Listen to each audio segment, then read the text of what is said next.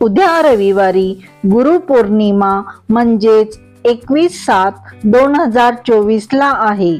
गुरुपौर्णिमा म्हणजे आषाढ महिन्यात जी पौर्णिमा येते ती असते गुरुपौर्णिमा।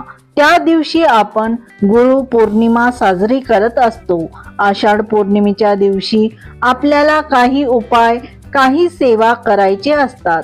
गुरुप्रती कृतज्ञता व्यक्त करण्याचा दिवस असतो। गुरुचरित्राचा जो ग्रंथ आहे त्यामध्ये सांगितले की ईश्वर कोपला तर गुरु आपल्याला वाचवू शकतो, पण गुरु कोपला तर ईश्वर सुद्धा वाचवू शकत नाही। यामुळे आपल्या गुरुचा कृपा आशीर्वाद आपल्यावरती राहणे अत्यंत महत्त्वाचे आहे।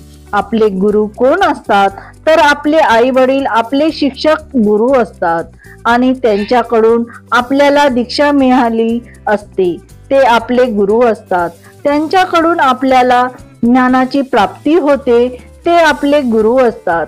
या पौर्णिमेच्या दिवशी आपण ज्या देवाची पूजन करत असाल, सेवा करत असाल, मूर्ती असेल तर अभिषेक करा, फोटो असेल तर फोटोला मस्त गंध, फुलं, अक्षत वाहा, धूप, दीप, अगरबत्ती लावा आणि नैवेद्य दाखवा।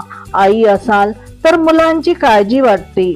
आपल्या मुलाला प्रत्येक कामामध्ये यश मिळावं, त्यांच्यावरील काही विघ्न, दोष, अडचणी असल्यास दूर व्हावेत, त्याला नोकरीत यश मिळावे किंवा त्याच्या अभ्यासात प्रगती व्हावी, त्याचबरोबर त्याच्यावर असलेली नजर दोष, संकट दूर व्हावेत असे आईला सतत वाटत असते।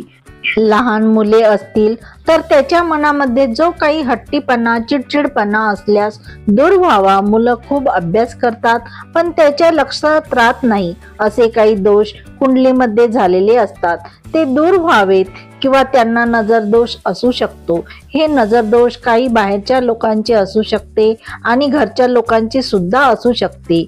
गुरु पौर्णिमेचा दिवस अत्यंत महत्त्वपूर्ण असल्याने त्याच्या अंगावरून काही वस्तू ओवाळून टाका। संकट, नजर दोष असल्यास निघून जाईल। उपाय करताना आईने आपली श्रद्धा, विश्वास ठेवणे तितकेच महत्त्वाचे आहे। हा उपाय सकाळी किंवा संध्याकाळी करू शकता। तसे रविवारी मुले घरी असल्याने तुम्हाला उपाय करायला सोपे जाईल। उपाय हा मुला मुलींना दोघांनाही एक समान आहे, तर उपाय करताना घरातील दही भात प्लेटमध्ये थोडेसे घ्यावे। 2 मुलांना उपाय करायचे असल्यास 2 प्लेटमध्ये किंवा न्यूजपेपरवर वेगवेगळे ठेवावे। दही भाताच्या प्लेटमध्येच काळी मिरी 2 तसेच साबूत लाल मिरची देठासकटच 1 ठेवावे। त्याच प्लेटमध्ये चिमूटभर अगरबत्तीची विभूती टाकावी। मुलाला खाली समोर बसवावे। मुले काही बाहेर ठिकाणी असल्यास त्याचा फोटो घ्यावा। मुलाचा चेहरा पूर्वेकडे आणि तुमचा चेहरा पश्चिमेकडे अशा रीतीने बसवावे। चुकूनही या दिवशी दक्षिणेकडे चेहरा करू नये। आपण जी दही भाताची प्लेट सजवली ती प्लेट घेऊन मुलाच्या डोक्यावरून पायाकडे ओवाळायचे आहे। 7 वेळेस तुम्हाला उतरवायचे आहे।